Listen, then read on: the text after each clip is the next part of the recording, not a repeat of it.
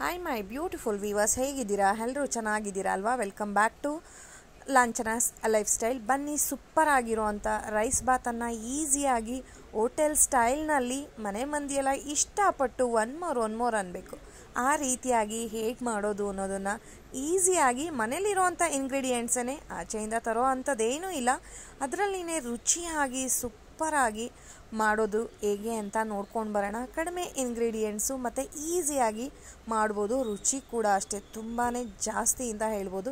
ಬನ್ನಿ ಹೇಗೆ ಮಾಡೋದು ಅಂತ ನೋಡ್ಕೊಂಡು ಬರೋಣ. ಇಲ್ಲಿ ಮಸಾಲೆ ಪ್ರಿಪೇರ್ ಮಾಡ್ಕೊಳ್ಳೋದಕ್ಕೆ 1 ಇಂಚಷ್ಟು ಚಕ್ಕೆ, ಕಲ್ಲುವು, ಲವಂಗ, ಒಂದು ಅರ್ಧ ಸ್ಪೂನಷ್ಟು ಸೋಂಪು, 3 ಹಸಿಮೆಣಸಿನ್ಕಾಯಿ, ಶುಂಠಿ ಬೆಳ್ಳುಳ್ಳಿ ಪೇಸ್ಟ್ 1 ಸ್ಪೂನು, ಸ್ವಲ್ಪ ಪುದೀನ, ಸ್ವಲ್ಪ ಕೊತ್ತಂಬರಿ ಸೊಪ್ಪು. ನಾನೀಗ ಮಾಡ್ತಾ ಇರೋ ಕ್ವಾಂಟಿಟಿ ಸುಮಾರು ಒಂದು 4 ಜನ ತಿನ್ನೋವಷ್ಟು ಕ್ವಾಂಟಿಟಿ ಮಾಡ್ತಾ ಇರೋದು. ಇಷ್ಟನ್ನು ನಾವು ಒಂದು ಫೈನ್ ಪೇಸ್ಟ್ ಮಾಡ್ಕೊಳ್ಳೋಣ. ಬೇಕಿತ್ತು ಅಂದರೆ ಸ್ವಲ್ಪ ನೀರನ್ನು ಕೂಡ ನೀವು ಆ್ಯಡ್ ಮಾಡ್ಬೋದು.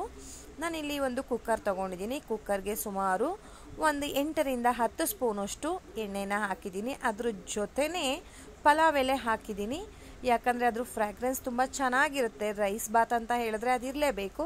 ಅದಕ್ಕೋಸ್ಕರ ಮೀಡಿಯಮ್ ಸೈಜಿಂದು 2 ಈರುಳ್ಳಿನ ಕಟ್ ಮಾಡಿ ಹಾಕೋತಾ ಇದ್ದೀನಿ. ಅದು ಎಣ್ಣೆಯಲ್ಲಿ ಚೆನ್ನಾಗಿ ಫ್ರೈ ಆಗಬೇಕು. ನಾವು ಮಾಡೋ ಅಂಥ ತಿಂಡಿ ಆಗ್ಬೋದು, ಸಾಂಬಾರು ಆಗ್ಬೋದು, ಈರುಳ್ಳಿಯಿಂದ ಒಂದು ರುಚಿ ಜಾಸ್ತಿ ಆಗತ್ತೆ ಅಂತ ಹೇಳ್ಬೋದು. ಸೊ ಎಣ್ಣೆಯಲ್ಲಿ ಅದು ಎಷ್ಟು ಚೆನ್ನಾಗಿ ಫ್ರೈ ಆಗತ್ತೆ, ನಾವು ಮಾಡೋ ಅಂಥ ತಿಂಡಿ ಕೂಡ ಅಷ್ಟೇ ರುಚಿಯಾಗಿ ಇರುತ್ತೆ. ನೋಡಿ, ಈರುಳ್ಳಿ ಆಲ್ಮೋಸ್ಟ್ ಒಂದು ಅರ್ಧ ಭಾಗ ಫ್ರೈ ಆಗಿದೆ. ಈ ಟೈಮ್ನಲ್ಲಿ 2 ಹುಳಿ ಟೊಮೆಟೊ ತೊಗೊಂಡಿದ್ದೀನಿ, ಅದು ಕೂಡ ಮೀಡಿಯಮ್ ಸೈಜಿಂದು. ಈಗ ಅದು ಚೆನ್ನಾಗಿ ಅದನ್ನು ಕೂಡ ಫ್ರೈ ಮಾಡ್ಕೊಳ್ಳೋಣ. ಇದನ್ನು ವಿಷಲ್ ಒಡಿಸೋದ್ರಿಂದ ಸ್ವಲ್ಪ ಕಡಿಮೆ ಫ್ರೈ ಮಾಡಿದ್ರು ಏನೂ ತೊಂದರೆ ಇಲ್ಲ ಸ್ನೇಹಿತರೆ, ಚೆನ್ನಾಗಿರುತ್ತೆ.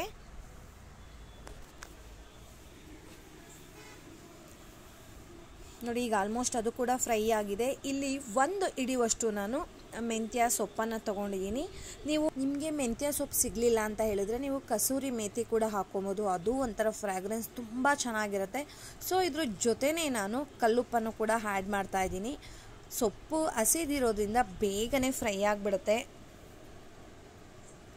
ನೋಡಿ, ಆ ಬಿಸಿ ತಾಗಿದ ತಕ್ಷಣ ಎಣ್ಣೆಯಲ್ಲಿ ಬೇಗನೆ ಫ್ರೈ ಆಗಿಬಿಡುತ್ತೆ. ಆದಷ್ಟು ಬರೀ ಸೊಪ್ಪು ಥರ ಇದ್ದರೆ ಅದನ್ನು ಹಾಕ್ಕೊಳ್ಳಿ, ಕಡ್ಡಿ ಅಂಥದ್ದನ್ನು ಹಾಕಬೇಡಿ.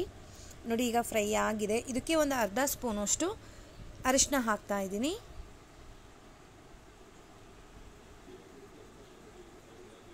ಚಿಕ್ಕ ಸ್ಪೂನ್ ಯೂಸ್ ಮಾಡಿದ್ದೀನಿ ಸ್ನೇಹಿತರೆ ಅರಿಶಿನ ಹಾಕೋದಕ್ಕೆ. ಅರಿಶಿನ ಹಾಕಿದ್ಮೇಲೆ ಒಂದು ರೌಂಡ್ ಮಿಕ್ಸ್ ಮಾಡಿದ್ದೀನಿ. ಮಿಕ್ಸ್ ಮಾಡಿದ ಮೇಲೆ ನಾವು ಪೇಸ್ಟನ್ನು ರೆಡಿ ಮಾಡ್ಕೊಂಡಿದ್ವಿ ಅಲ್ವಾ, ಮಸಾಲ ಪೇಸ್ಟ್, ಅದನ್ನು ಕೂಡ ಹಾಕ್ತಾ ಇದ್ದೀನಿ. ಅದ್ರ ಜೊತೆನೇ ಚಿಕ್ಕ ಗ್ಲಾಸಲ್ಲಿ 1 ಗ್ಲಾಸ್, ಅಂದರೆ ನಾವು ನೀರು ಕುಡಿಯೋದಕ್ಕೆಲ್ಲ ಉಪಯೋಗಿಸ್ತೀವಲ್ವ, ಆ ಗ್ಲಾಸಲ್ಲಿ 1 ಗ್ಲಾಸಷ್ಟು ಅಕ್ಕಿಯನ್ನು ಕೂಡ ಹಾಕ್ತಾ ಇದ್ದೀನಿ. ಆ ಮಸಾಲ ಜೊತೆ ಎಣ್ಣೆಯಲ್ಲಿ ಫ್ರೈ ಆಗಬೇಕು ಸ್ವಲ್ಪ, ಆವಾಗ ರುಚಿ ಇನ್ನೂ ಚೆನ್ನಾಗಿರುತ್ತೆ. ಸೊ ಅದ್ರ ಜೊತೆ ನಾನು ಈಗ ಒಂದೊಳ್ಳೆ ಮಿಕ್ಸ್ ಕೊಡ್ತಾ ಇದ್ದೀನಿ. ನೋಡಿ ಎಷ್ಟು ಚೆನ್ನಾಗಿ ಕಾಣ್ತಾ ಇದೆ ಅಂತ, ಟೇಸ್ಟು ಕೂಡ ಅಷ್ಟೇ ತುಂಬ ಚೆನ್ನಾಗಿರುತ್ತೆ. ಈಗ ಇದು ಮಿಕ್ಸ್ ಆಗಿದೆ. ಜಸ್ಟ್ 1ರಿಂದ 1.5 ನಿಮಿಷ ನಾವು ಇದನ್ನು ಹೀಗೆ ಫ್ರೈ ಮಾಡಿದ್ರೆ ಸಾಕು. ಇದಾದಮೇಲೆ ನಾವು ಇದಕ್ಕೆ ನೀರನ್ನು ಆ್ಯಡ್ ಮಾಡೋಣ. ಇಲ್ಲೊಂದು ಟಿಪ್ ಇದೆ ಸ್ನೇಹಿತರೆ, ನಾವು ಈ ಥರ ಮೆಂತ್ಯ ಬಾತ್ ಆಗ್ಬೋದು, ರೈಸ್ ಬಾತ್ ಆಗ್ಬೋದು ಮಾಡಬೇಕಾದ್ರೆ 1 ಭಾಗದಷ್ಟು ಹಾಲನ್ನು ಆ್ಯಡ್ ಮಾಡಬೇಕು.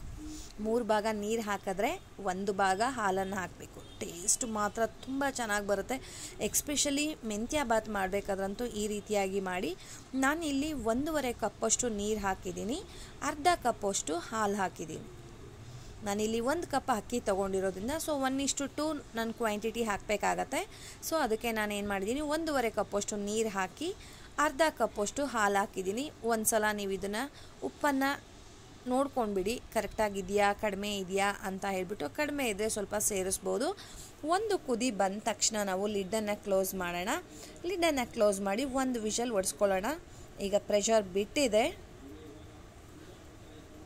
ವಾವ್, ನೀವು ನೋಡಿದ್ರೆ ಹೇಳ್ತೀರಾ ಅಲ್ವಾ, ಅಡುಗೆ ಮಾಡೋರಿಗೆಲ್ಲ ಆಲ್ಮೋಸ್ಟ್ ಗೊತ್ತಿರುತ್ತೆ ನೋಡಿದ ತಕ್ಷಣ ತುಂಬ ಚೆನ್ನಾಗಿದೆ ಅಂತ. ಲಿಡ್ಡನ್ನು ಓಪನ್ ಮಾಡಿದ ಮೇಲೆ ಇದಕ್ಕೆ ಆ ಬಿಸಿನಲ್ಲಿನೇ 1 ಸ್ಪೂನು ಅಥವಾ 2 ಸ್ಪೂನಷ್ಟು ತುಪ್ಪ ಕೂಡ ಆ್ಯಡ್ ಮಾಡೋಣ. ತುಂಬ ಚೆನ್ನಾಗಿರುತ್ತೆ ತುಪ್ಪ ಹಾಕಿದ್ರೆ. ಇವಾಗ ಒಂದೊಳ್ಳೆ ಮಿಕ್ಸ್ ಕೊಡೋಣ.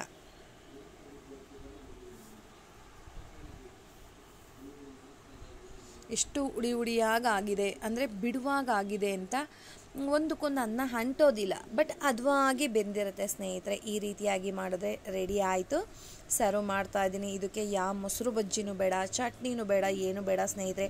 ಹೀಗೆ ತಿಂತಾಯಿದ್ರೆ ಒನ್ ಮೋರ್ ಅಂತೀವಿ, ಅಷ್ಟು ಚೆನ್ನಾಗಿತ್ತು.